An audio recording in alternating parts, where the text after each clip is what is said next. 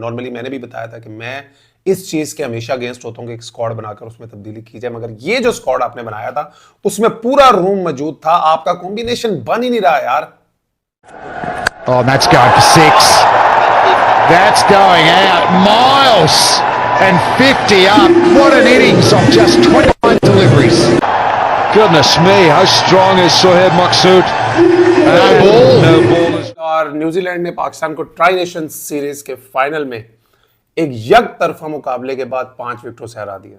और Daryl Mitchell और पाकिस्तान की जो लव स्टोरी चल रही है ये खत्म होने का नाम ही नहीं ले रही भाई। मुझे तो लगता है कि डैरल मिचेल को अगर ऑफर कर दी जाए ना पाकिस्तान की नेशनैलिटी और उन्हें कहें इमीडिएटली आप पाकिस्तान की तरफ से खेल सकते हैं, वो बखुशी इसको कबूल कर लेंगे कि जितना अच्छा वो पाकिस्तान के अगेंस्ट और पाकिस्तान में खेल रहे हैं। मेरे ख्याल ये 8वां या 9वां उनका मैच था, 60+ उनकी एवरेज है। और जब भी मैंने पिछले 1.5-2 सालों में देखा न्यूजीलैंड की टीम पाकिस्तान आई है, जब भी क्रंच सिचुएशन बनती है, मेक और ब्रेक वाली सिचुएशन बनती है, ये बंदा आता है और गेम को न्यूजीलैंड के हक में करके चला जाता है। आज भी क्या खूबसूरत बैटिंग की अंडर प्रेशर ट्रिकी पिच पे, जब पाकिस्तान को विकेट केन विलियमसन आउट हुए उस वक्त पाकिस्तान के पास एक अपॉर्चुनिटी थी कि पाकिस्तान गेम में वापस आ जाता। मगर जब पाकिस्तान लास्ट मैच जीता था, मैंने उस वक्त भी ये बात की थी कि देखें हमें खुश होना चाहिए क्योंकि एक एक्सेप्शनल परफॉर्मेंस आई थी फ्रॉम सलमान अली आगा एंड मोहम्मद रिजवान और पाकिस्तान ने एक रिकॉर्ड चेस किया था। लेकिन मैंने तब भी ये बात की थी कि आपको कंप्लेसेंट नहीं होना और पाकिस्तान कितने पानी में है और पाकिस्तान का कॉम्बिनेशन कितना सॉर्टेड है ये हमें नेक्स्ट मैच में पता चलेगा। उसकी वजह ये थी, मैंने साथ यह भी बोला था कि न्यूजीलैंड का जो स्क्वाड इस ट्राई नेशन में खेल रहा है वो मोर एंड लेस वही स्क्वाड है, वही बंच ऑफ प्लेयर्स है, वही 11 खेल रही है ऑलमोस्ट जिसने चैंपियंस ट्रॉफी में खेलना है। जबकि south Africa on the other hand, उनके जो 7 से 8 मेन प्लेयर्स जिन्होंने चैंपियंस ट्रॉफी में खेलना है वो अभी तक साउथ अफ्रीका से पाकिस्तान आए ही नहीं।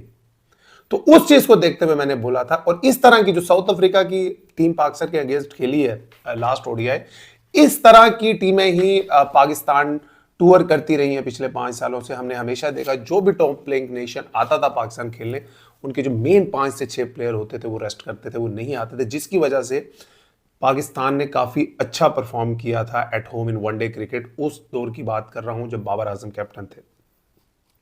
बट मैंने पहले भी बात की थी कि भाई अब है चैंपियंस ट्रॉफी, अब आएंगी A+ टीम, अब आएंगे सारे एलीट कैटेगरी वाले प्लेयर्स, तो अब आपको मेहनत करनी पड़ेगी। और पाकिस्तान वाहिद इस वक्त दुनिया में टीम है जो मुझे अपने होम में खेलते हुए बहुत ज्यादा वनरेबल लगती है। और एक और चीज जो आज के मैच से साबित हो गई, जिसको हम बहुत दिनों से बोल रहे हैं कि भाई चैंपियंस ट्रॉफी में पिचेस आपकी मर्जी की नहीं बनेंगी।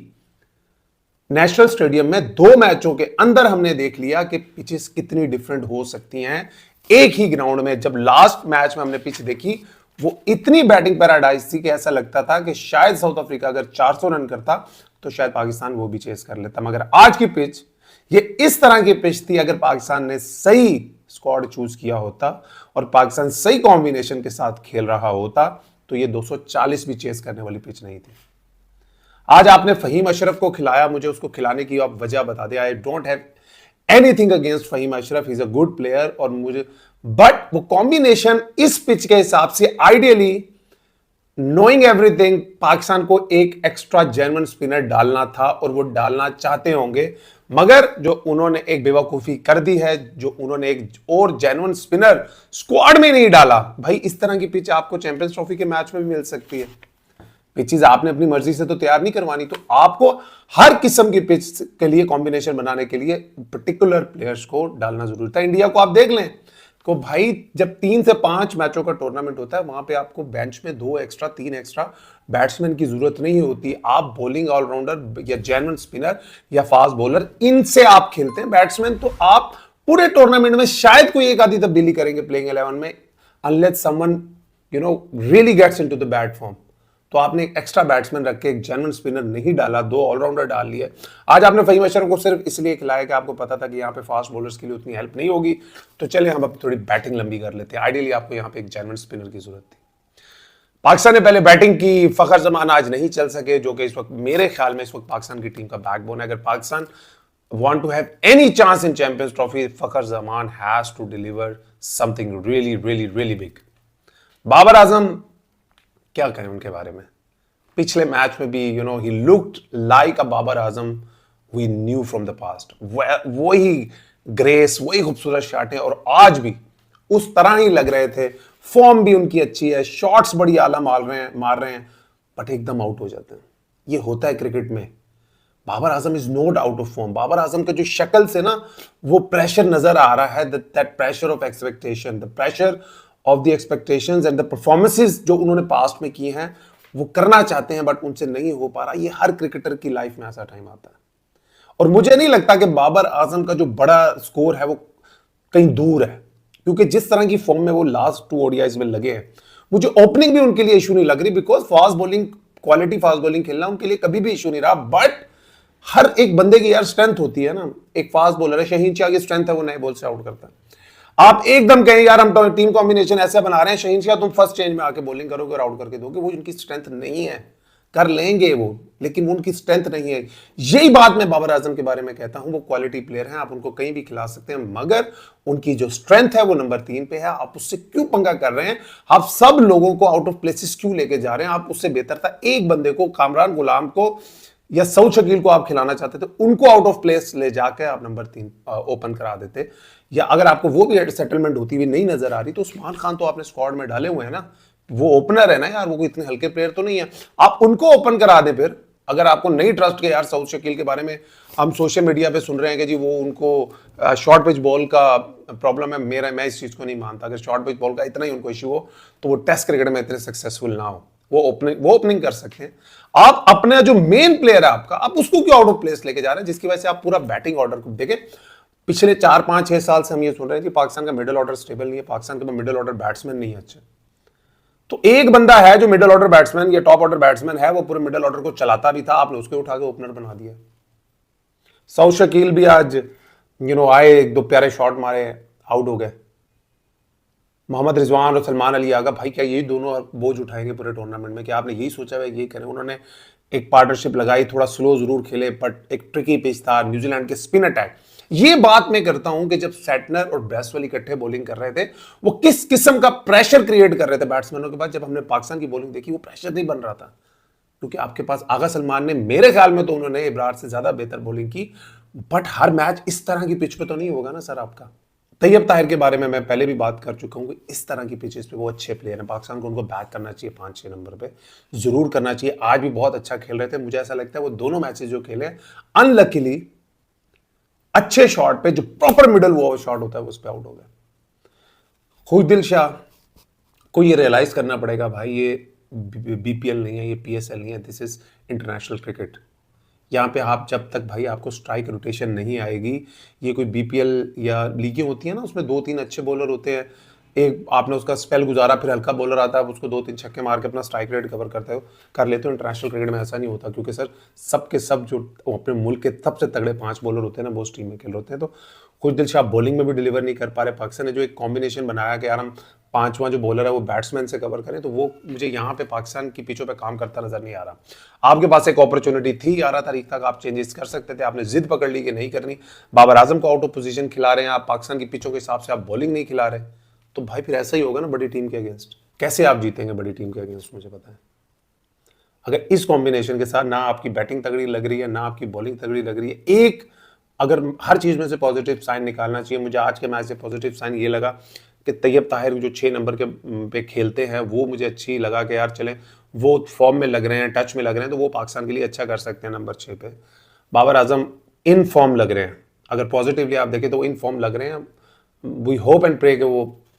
आपने वैसे एक बात बताऊं, आपने बाबर आजम का स्टारडम और बाबर आजम के साथ जो हमारे पाकिस्तान के लोगों की, फैंस ऑफ क्रिकेट की मोहब्बत अगर देखनी है ना, और आज जब वो आउट हुए थे, जब उन्होंने एक दुख में बल्ला फेंका, तो जब कैमरामैन स्टेडियम में लेकर गया कैमरा, जो लोगों के फेसेस थे वो बता रहे थे कि इतना शायद बाबर आजम को आउट होने का दुख नहीं हुआ होगा जितना लोगों को दुख हुआ, जो करोड़ों लोग टीवी पे बैठ के बाबर आजम के लिए दुआ कर रहे हैं, और हम भी दुआ कर रहे हैं। हमें भी अफसोस होता है कि पाकिस्तान का एक इतना एलीट प्लेयर जो, और मैंने पहले भी आपको पहले दिन ये बात की थी, अगर बाबर आजम चैंपियंस ट्रॉफी में रन नहीं करेंगे आपका चांस ही नहीं है सर।